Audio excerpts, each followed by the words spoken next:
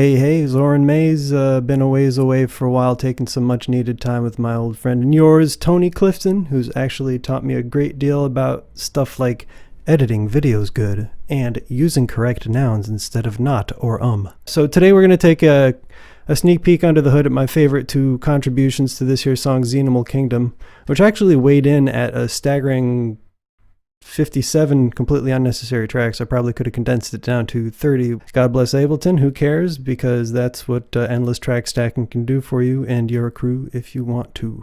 Just two things. Track 42, Vocal Loopy, was an interesting sound. I just kept the kick and the bass running, and some bird chirps. And I just kept the bird bits. I might touch on those too. Alright. But yeah, this one was interesting in so much as when you take out the effects from the vocal loopy, this is what you're left listening to.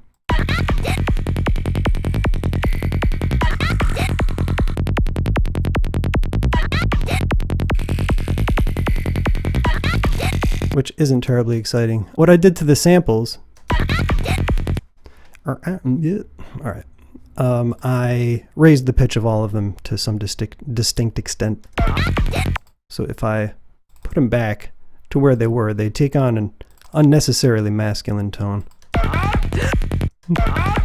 Because they are all, in fact, I think except for the gasp at the end, male cartoon voice actors. I think John C. Reilly, somewhere in there, playing a cop bird.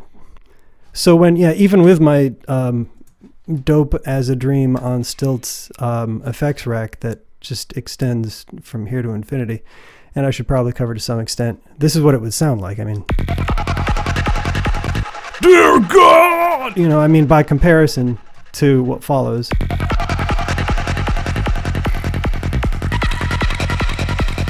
It just sounds like a better creature, you know what I mean?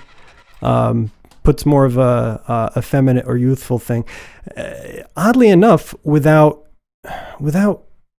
creating some kind of odd formant, chipmunk effect with the formants, like, you know what I mean? Everyone knows what I mean by the formant chipmunk, the pitch shifted or formant-based chipmunk effect. But yeah, I did some interesting things here and made a rack of it. What have we got here? I don't even remember what I stuck first in the chain here. A grain delay. This is the one that does a little bit of stereo bouncing, without which it sounds like very mono. And it doesn't really mince up or just listen to how it stereos and minces. And now without it, I mean, it's going to do the same thing every time it loops too. Rando commandos in the chain here. This would be a minute grain delay. Oh,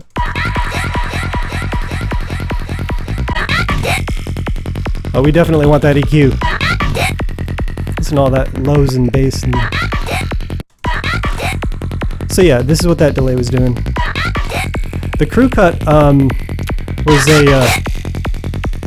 what is that? A saturator, I believe. Crew cut is one of the saturators. And believe it or not, it was necessary. And I was able to smooth it out. What was in Guitar Rig 6 here? Hooray for video editing. So that was just Guitar Rig 6 has a gator. It's doing that choppy thing.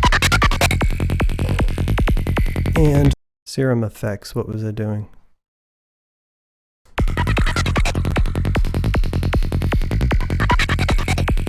Oh, I was messing with the filter. Good fun.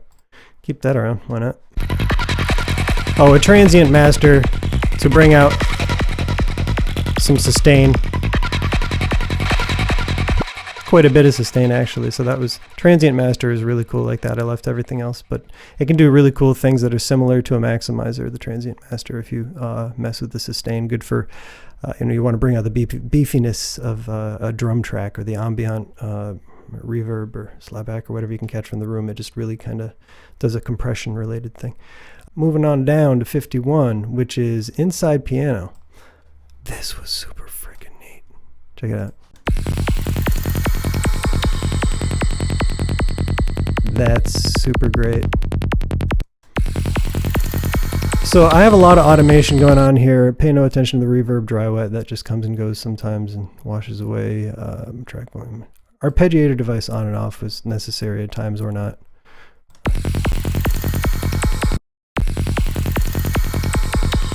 I was messing with the arpeggiator rate. Transposing the inside a piano kit was really cool. It was just a bunch of percussion samples.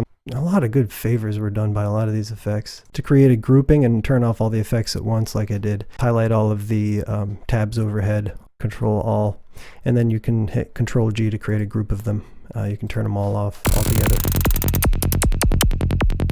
But yeah, that's kind of sharp, you know what I mean? It's a bit cutting for what you're going for. Pulled out the bass. Gave it a serious phaser.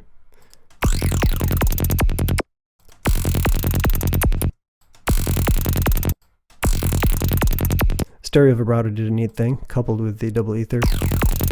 Super neat thing.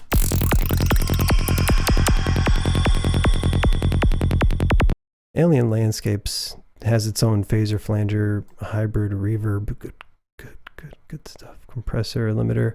It's really doing something fancy though. That, I mean, I've got the components surrounding it, doing all the same stuff, but and then Serum Effects.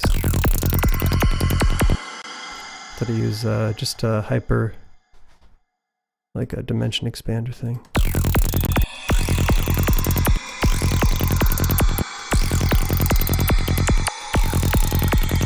Chopped even more lows, even more reverb, just to really washed it out. You know what I mean? Like, you know, something that Psytrance generally frowns upon. But I mean, I love reverb, and I'm not really trying to just be anyone else's creature. So those are really cool, and I'm glad you enjoyed them as much as I did.